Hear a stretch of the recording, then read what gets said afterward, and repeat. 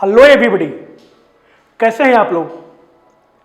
उम्मीद करता हूं कि आप सब अच्छे होंगे और अपने पढ़ाई में लगे हुए होंगे। मैं आप सभी का बहुत बहुत स्वागत करता हूं अपने YouTube चैनल पे। और आज का जो टॉपिक हमारे लिए है वो टॉपिक है चाइल्ड पेडागोजी, बाल विकास एवं शिक्षा शास्त्र। दोस्तों, सबसे पहले मैं आपको बताना चाहूँगा कि अलग अलग एग्जाम्स में चाइल्ड पेडागोजी का क्या क्वेश्चंस पूछे जाते हैं, क्या एग्जाम का पैटर्न होता है। सबसे पहले इसको हम लोग समझते हैं। ये class CTET, Bihar TET, UP TET, KV की वैकेंसी, केंद्रीय विद्यालय की वैकेंसी प्लस बिहार का एस्टेट जो एग्जाम्स होता है उसके लिए बहुत ही यूजफुल है। तो इसे देखिए और समझिए। सबसे पहले जब हम बात करते हैं सीटेट, यूपी टेट या बिहार टेट के, तो वहां से चाइल्ड पेडागोजी में जो नंबर ऑफ क्वेश्चंस पूछे जाते हैं वो होते हैं 30 क्वेश्चंस होते हैं। 30 क्वेश्चंस होते हैं 30 मार्क्स के। Number of questions 30, number of marks 30। अब हम ये देखते हैं कि ये 30 नंबर के जो प्रश्न यहां से पूछे जाते हैं चाइल्ड पेडागोजी से, वो 30 नंबर आखिर किन किन सब टॉपिक्स पे से पूछे जाते हैं। तो सबसे पहले चलिए ध्यान देते हैं। चाइल्ड पेडागोजी की बात करते हैं। बाल विकास एवं शिक्षा शास्त्र, जिसे हम लोग चाइल्ड डेवलपमेंट और चाइल्ड पेडागोजी भी कहते हैं, इसको हम लोग बेसिकली 3 भाग में बांटते हैं। सबसे पहला जो पार्ट हमारा होता है वो होता है बाल विकास, जिसको हम लोग कह सकते हैं चाइल्ड डेवलपमेंट। बाल विकास से नंबर ऑफ क्वेश्चंस जो होते हैं वो 15 क्वेश्चंस होते हैं। ध्यान रखना, ये नंबर ऑफ क्वेश्चंस को समझना है। इसी से हमें पता चलता है कि कौन सा टॉपिक को कैसे हमें पढ़ना है। तो जब हम बाल विकास की बात करते हैं तो बाल विकास से नंबर ऑफ क्वेश्चन जो एक्सपेक्टेड होता है वो कितना होता है, तो ये 15 क्वेश्चंस होता है। लगभग 15 क्वेश्चंस यहां से पूछे जाते हैं। बाकी का जो 2 पार्ट बच गया वो एक है समावेशी शिक्षा का सिद्धांत, इंक्लूसिव एजुकेशन, और तीसरा जो है वो है अधिगम और शिक्षा शास्त्र। जब ये दोनों को बारीकी से हम लोग देखते हैं तो हम ये पाते हैं कि समावेशी शिक्षा का सिद्धांत और अधिगम और शिक्षा शास्त्र, ये दोनों से मिला के नंबर ऑफ क्वेश्चंस कितने होते हैं, 15 होते हैं। तो 15 क्वेश्चंस यहां हो गया बाल विकास से, और 15 क्वेश्चंस यहां हो गया समावेशी शिक्षा का सिद्धांत और अधिगम और शिक्षा शास्त्र से 15 क्वेश्चंस। तो टोटल क्वेश्चंस कितने हो गए, 15 + 50 दैट इज 30। यही जो है नंबर ऑफ क्वेश्चंस आपसे पूछा जाता है CTET, UP TET, Bihar TET में। केंद्रीय विद्यालय में इसकी संख्या 30 नहीं होती है, कम होती है। उसके लिए हम लोग अलग वीडियो में एक बार केंद्रीय विद्यालय की चर्चा करेंगे। लेकिन पढ़ना ये सारे टॉपिक वहां भी है। हालांकि नंबर ऑफ क्वेश्चंस कम पूछे जाते हैं, लेकिन जब हम सिलेबस की बात करें तो ये पूरा का पूरा सिलेबस पढ़ना है। ऐसे भी जब तक आप सीटेट क्वालिफाई नहीं करते हो, केंद्रीय विद्यालय का फॉर्म ही नहीं फिल कर पाओगे। तो जाहिर सी बात है कि केंद्रीय विद्यालय दूसरी सीढ़ी है, पहला सीढ़ी तो सीटेट पास करना ही करना है। अब हम ये देखते हैं कि आखिर ये 3 पार्ट जो हमारा हो गया, पहला जो हो गया बाल विकास, दूसरा समावेशी शिक्षा का सिद्धांत, और तीसरा जो हो गया वो अधिगम और शिक्षा शास्त्र। इन तीनों में किन किन टॉपिक्स को हमें पढ़ना पड़ता है। तो सबसे पहले हम लोग बात करेंगे बाल विकास का, चाइल्ड डेवलपमेंट का। इसमें हमें क्या क्या पढ़ना पड़ता है। तो जैसा कि बोर्ड पे आपको दिख रहा है, इसमें नंबर ऑफ टॉपिक्स ज्यादा हैं। तो यहां क्वेश्चंस को भी देखा जाए, जहां दूसरा पार्ट और तीसरा पार्ट समावेशी शिक्षा का सिद्धांत और अधिगम और शिक्षा शास्त्र दोनों मिला के 15 क्वेश्चंस पूछी जा रही है, वही जो है बाल विकास से 15 क्वेश्चंस हैं। तो ध्यान रखना होगा, ये इंपॉर्टेंट सेगमेंट है आपके लिए। चलिए, सबसे पहला टॉपिक हमें क्या पढ़ना पड़ेगा। सबसे पहला टॉपिक हम लोग स्टार्ट करेंगे विकास की अवधारणा, अधिगम से सिद्धांत। सबसे पहले हमें यही पढ़ना पड़ता है कि विकास क्या है। आगे चल के हम लोग पढ़ेंगे कि विकास और वृद्धि में क्या अंतर होता है। उसके बाद हम लोग ये पढ़ेंगे कि ये जो विकास की अवधारणा है, जो कंसेप्ट ऑफ डेवलपमेंट है, उसको अधिगम से कैसे संबंधित है। ठीक है, मतलब लर्निंग से वो कैसे संबंधित है, ये चीजों को हम पढ़ेंगे। ये हमारा पहला टॉपिक होगा बाल विकास में। नेक्स्ट टॉपिक है बाल विकास के सिद्धांत। अलग अलग थ्योरीज है चाइल्ड डेवलपमेंट का, वो थ्योरीज को हम लोग पढ़ेंगे।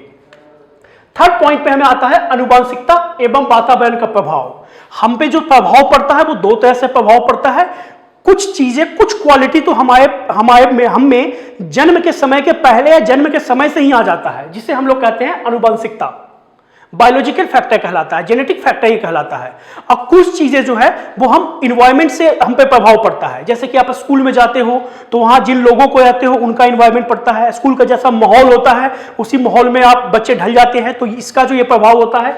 तो ये जो हम देखेंगे कि हम में जो है अनुवंशिकता का क्या क्या प्रभाव होता है, क्या क्या गुण आता है, और वातावरण से कैसे हम पे प्रभावित करता है, उससे हमें क्या चेंजेस आता है। तो अनुवंशिकता, बायोलॉजिकल या हेरिडिटरी, और वातावरण इन्वायरमेंट, ये दोनों का प्रभाव कैसे होता है बच्चा पर, ये हम पढ़ेंगे। उसके बाद हम देखेंगे समाजीकरण, सोशलाइजेशन। जैसे ही बच्चा जो है स्कूल से पहला बार स्कूल जाता है, घर से निकलता है, तो वो दूसरे बच्चों के संगत में आता है, साथ रहता है, स्कूल जाता है तो वहां पे उसके दोस्त बनते हैं, तो ये उसका सोशलाइजेशन स्टार्ट होता है, समाजीकरण स्टार्ट होता है। तो यहीं पे हम देखेंगे कि समाजीकरण की प्रक्रियाएं, प्रोसेस ऑफ सोशलाइजेशन कैसे कैसे होता है, कैसे कैसे बच्चे में ये चेंजेस आता है। उसके बाद मोस्ट इंपॉर्टेंट है, कोई भी टेट के एग्जाम में बैठ जाओ, ऐसा कभी संभव ही नहीं है कि पियाजे, कोहलबर्ग और वाइगोत्स्की के सिद्धांत ना पूछे, ऐसा संभव होगा ही नहीं। मैं तो ये बोल रहा हूं कि एक क्वेश्चंस की क्या बात कहें, एक से ज्यादा क्वेश्चंस यहां से आने का जो है कि प्रबल संभावनाएं आता है, और इनफैक्ट आता ही आता है। इसलिए मैं आपको बता दूं कि ये तीनों जो टॉपिक है, ये इसको आप बहुत ध्यान से आपको देखना पड़ेगा।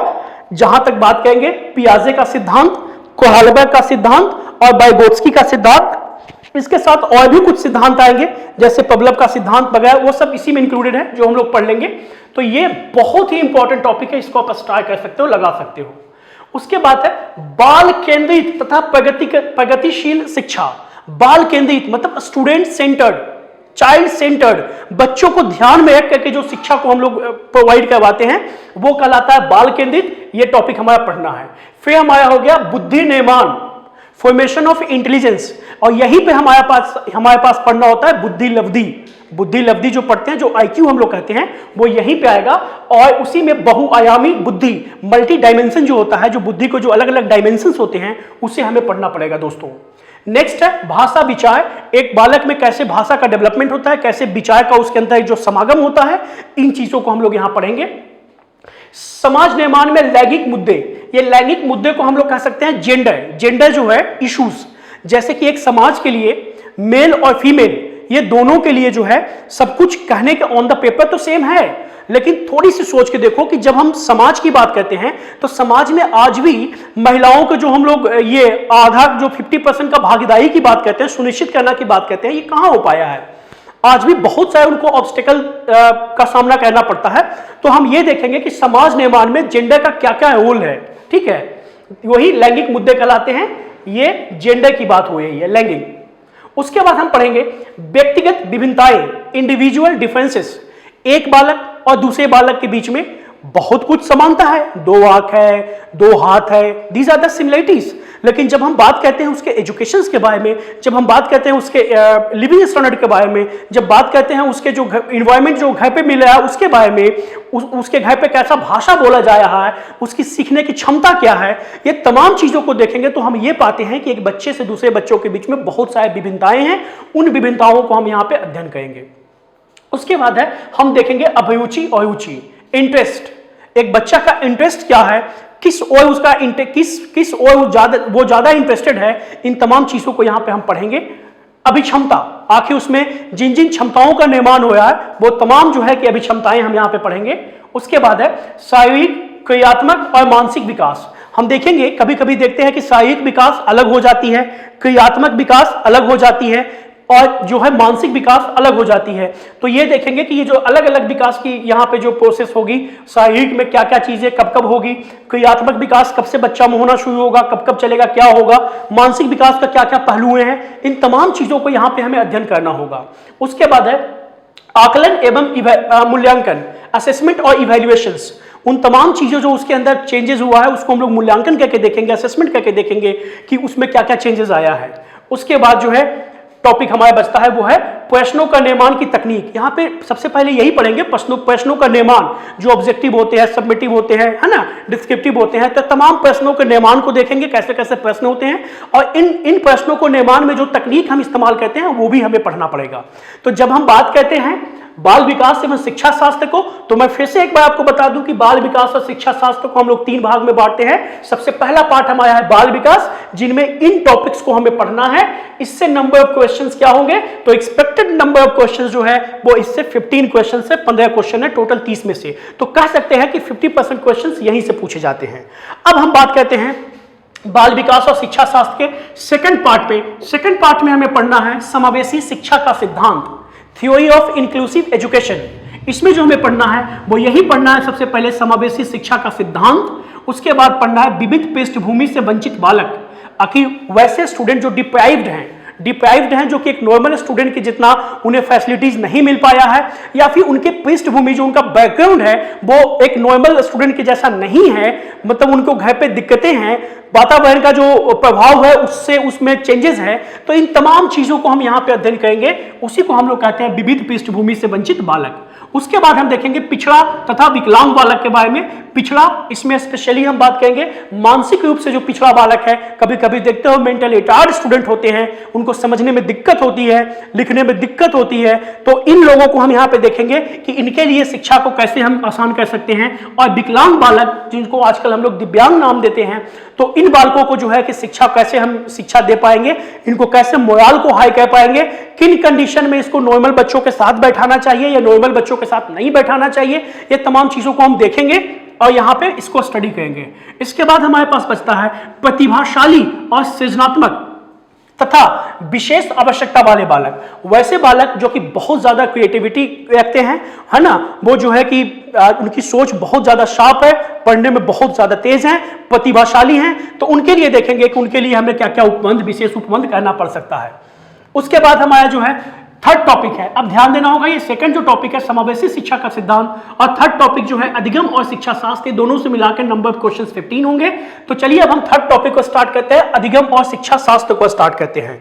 तो जब हम बात करते हैं थर्ड टॉपिक अधिगम और शिक्षा शास्त्र के बारे में, तो यहां से जो टॉपिक हमें पढ़ना है उन टॉपिक की लिस्ट में सबसे पहला आता है बच्चों का सोचना एवं सीखना।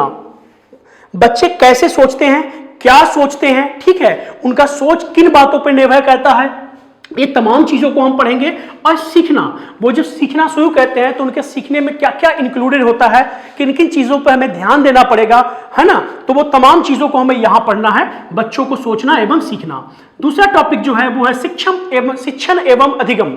हमें यहाँ पे लर्निंग को समझना है, उसको डिफाइन करना है, इजी वे में लाना है, अलग अलग उनको सिखाने का सिद्धांत जो है उस पर वर्क करना है। हमें यह देखना है कि किन बच्चों के लिए कौन सा थ्योरी ज्यादा फिट बैठ रहा है, हमें उन चीजों को ध्यान लेके चलना है। सारे क्लास को एक ग्रुप के रूप में लेके चलना है जिसमें सभी का विकास हो। इस तरह से हम इसको अलग अलग थ्योरीज को यहाँ पे देखेंगे। उसके बाद है बच्चा एक समस्या समाधानक तथा वैज्ञानिक अन्वेषक के रूप में। हम देखेंगे कुछ बच्चा ऐसे होते हैं जो केवल और केवल प्रॉब्लम्स को क्रिएट करते हैं, और कुछ बच्चे में ऐसा जो है कि मतलब एक तरह से सोच भर जाता है, एक तरह से ऐसा उनके अंदर जो है क्वालिटीज भर जाता है, गुण आ जाता है कि वो समस्या के समाधान के रूप में हो जाते हैं, समस्या को वो समाधान कहते हैं, ठीक है, और उनका जो सोच है वो बिल्कुल नए सोच है, ठीक है, वैज्ञानिक स्तर को सोच है। तो ये तमाम चीजों को पढ़ेंगे कि ये बच्चे में कब कैसे इंक्लूड होता है, कब कैसे आता है, और इसे हम शिक्षक को क्या क्या कहना चाहिए। नेक्स्ट पॉइंट जो हमारा है वो है संज्ञान तथा संवेग। बहुत ही इंपॉर्टेंट पॉइंट है। आपके अंदर जितने भी कॉग्निशंस हैं, जितने भी इमोशंस हैं, ये तमाम इमोशंस को हम लोग यहीं पे पढ़ते हैं, और इसलिए भी इंपॉर्टेंट है क्योंकि खास करके जब आप बच्चों को, जब आने वाले समय में बच्चों को पढ़ाओगे, स्कूल्स में होगे, तो वहां पे छोटे छोटे बच्चों के पास आपको बहुत सारी चीजों सीखने को मिलेगा। इमोशन और कॉग्निशंस को वहां पर बहुत आवश्यकता पड़ती है, तो ये चीज को हम लोग वहां पढ़ेंगे, संज्ञान और संवेग। उसके बाद जो हमारा लास्ट टॉपिक है वो है अभिप्रेरण और अधिगम। अभिप्रेरण का मतलब होता है मोटिवेशन, और अधिगम आप समझ ही हैं लर्निंग। तो आखिर लर्निंग को मोटिवेशन के थ्रू कैसे इंप्रूव करना है, कैसे किसी व्यक्ति को जो है कि पढ़ाने के लिए, बच्चों को पढ़ाने के लिए हमें जो है कि अधिगम को सहारा लेना है। अधिगम के क्या क्या सिद्धांत है वो तो हम पहले ही पढ़ लिए हैं। अभिप्रेरण का क्या क्या सिद्धांत है, आखिर जो है कि थ्योरीज ऑफ मोटिवेशन क्या क्या है, इसमें कुछ एक जो है कि थॉट्स है, वो तमाम थॉट्स को, मोटिवेशन के थॉट्स को भी हमें देखना पड़ेगा। तो ये तमाम चीजों को जो है हमें पढ़ना पड़ता है। तो चलिए एक बार मैं आपको ओवरऑल बता दूं कि आज का हमारा जो ये क्लास था वो यही था कि जब हम बात करते हैं सीटेट का, ठीक है, जब हम बात करते हैं यूपी टेट का, जब हम बात करते हैं बिहार टेट का, या जब हम बात करते हैं बिहार के स्टेट का, वहां भी इससे बाल विकास और शिक्षा शास्त्र से क्वेश्चन पूछे जाते हैं। तो इन एग्जाम्स के लिए हम कैसे तैयारी करें, इसी में आप जोड़ लीजिए केंद्रीय विद्यालय, ठीक है। तो इन तमाम एग्जाम्स के लिए जब जो ये टॉपिक है बाल विकास और शिक्षा शास्त्र, इसका हम लोग सिस्टमेटिकली अध्ययन करेंगे। आज हमारे पास केवल और केवल जो है कि आपको इसके इंट्रोडक्शन करवाना था, टॉपिक से जो है कि आपको इंट्रोडक्शन करवाना था, आपके दिमाग में ये चीजें डालना था कि क्वेश्चंस कहां से राइज होते हैं, किन किन टॉपिक को हमें पढ़ना पड़ा है। तो ये जो है कि आज का हमारा पूरा का पूरा इंट्रोडक्शन क्लास है। ये क्लास आपको कैसा लगा ये हमें जरूर आप कमेंट में बताएं, और आपको कोई कंफ्यूजन है या इसमें कुछ चीजों को आपको लगता है कि ये चीज ऐड होना चाहिए था जो कि नहीं है, या एग्जाम के बारे में कोई और जानकारी चाहिए, तो वो भी हमें आप कमेंट बॉक्स में मैसेज कर दीजिएगा।